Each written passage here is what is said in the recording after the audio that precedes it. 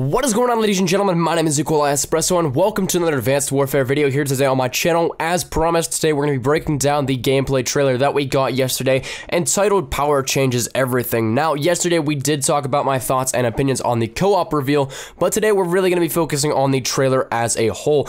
Both the single player, multiplayer, and a little bit of the co-op. So 3 things there that we're going to be talking about. I'm not entirely sure how long this one will be, so kick back, relax, and enjoy this one. We're going to be talking about a lot of stuff here in this. So if we can, let's try and get 100 likes here on this video. Again, you guys have been continually smashing that, and really, I do thank you guys so much for the support, because now each and every one of these recent videos has been going past 1,000 views in the launch day of the videos. So that's something that I have never seen on my channel, this amount of consistency like that. So thank you guys really so much for the continued support. But back on topic, as I said, the trailer pretty much encompassed all 3 modes that we know of so far: the campaign, multiplayer, and the co-op mode, which some people love, hate, whatever it may be, but we still have some awesome stuff that was showcased in this trailer. So again, I'm gonna be really selective on what I put on screen for you guys, because obviously copyright stuff is a giant concern of mine.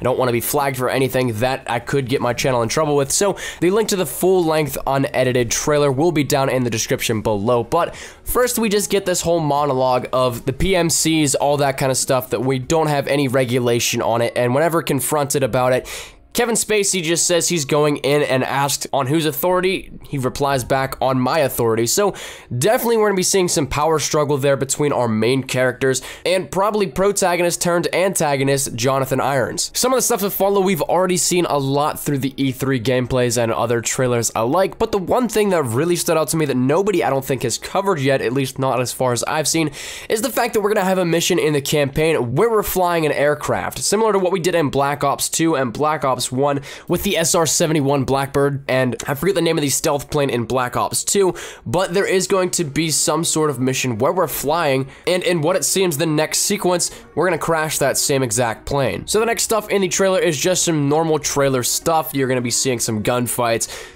things relating to the story and all that. And then the next thing that we got showcased though in it was actually this sequence here that I will put up on screen, because I'm pretty safe to say that only a couple seconds will be alright, but it's something that I want to address because a lot of people were going crazy over this.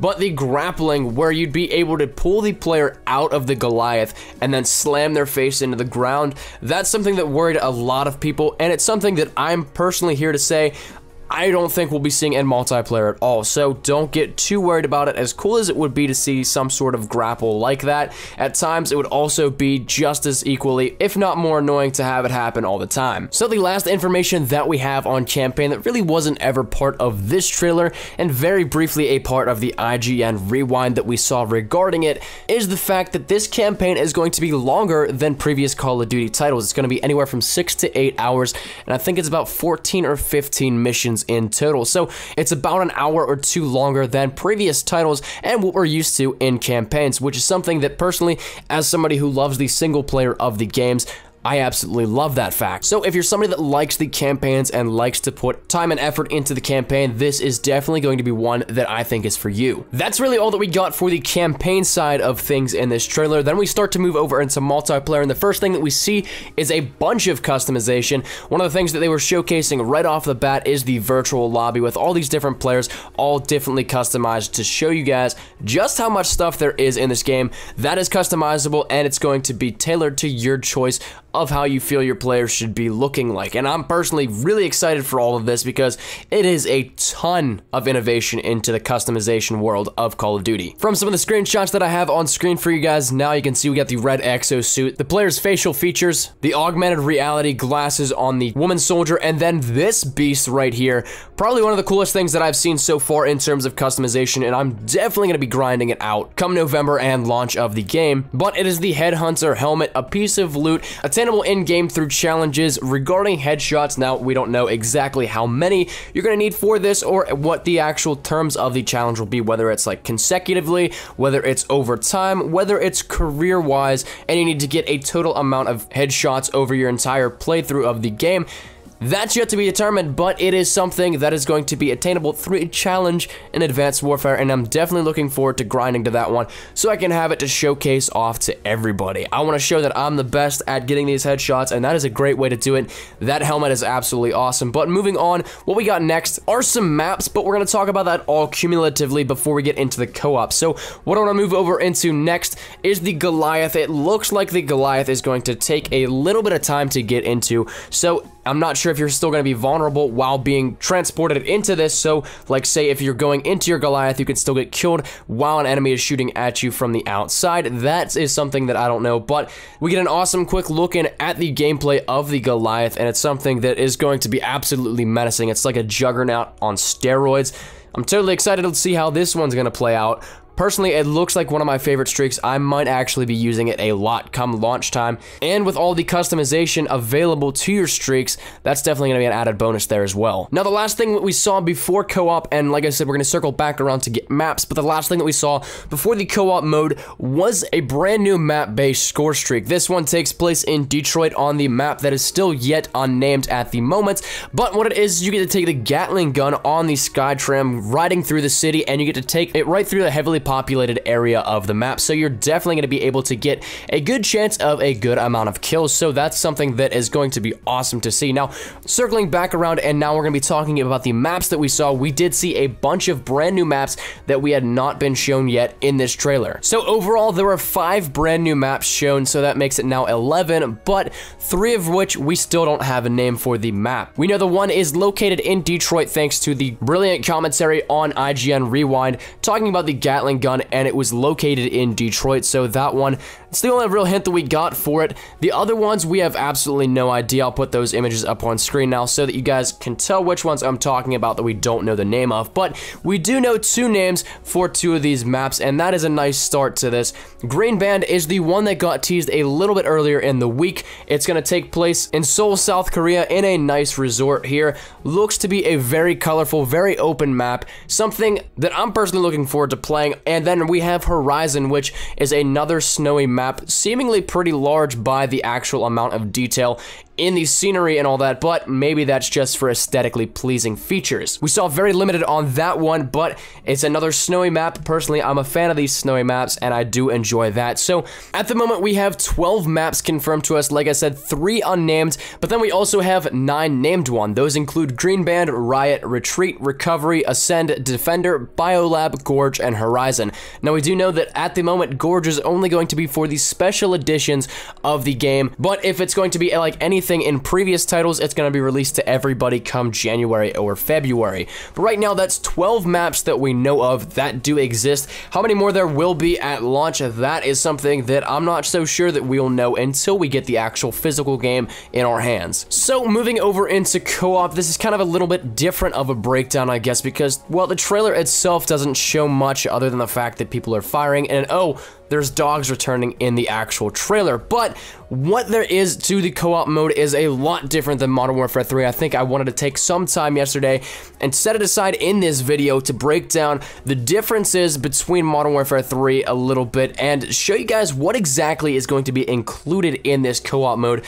Like I said, the trailer breakdown itself we're kind of straying away from, but at the same point in time, in the trailer itself, there isn't much other than shooting at people and showcasing that there's going to be points involved in all of this. But what the co-op mode will include, it's going to support 1 to 4 player play, including 2-player split screen. So that's something that has always been there in the co-op mode. It's similar to Modern Warfare 3's survival mode. For everybody that saw the trailer, that's exactly where your mind went, but it's not near the same thing at all. There's different tiers now and maps that can be unlocked through playtime. So just exactly how do you unlock those? You got to complete 35 rounds at first. That doesn't have to be in one sitting or one game. That can be attained over a period of time. But to move on to higher tiers, it takes 75 rounds to get to tier 3 and 100 rounds to unlock tier 4. Now, another difference between the Modern Warfare 3 survival and this is that it's got an objective to each round. So you're going to have to collect intel off of dead corpses and successfully retrieve it. That'll actually get you an extra upgrade.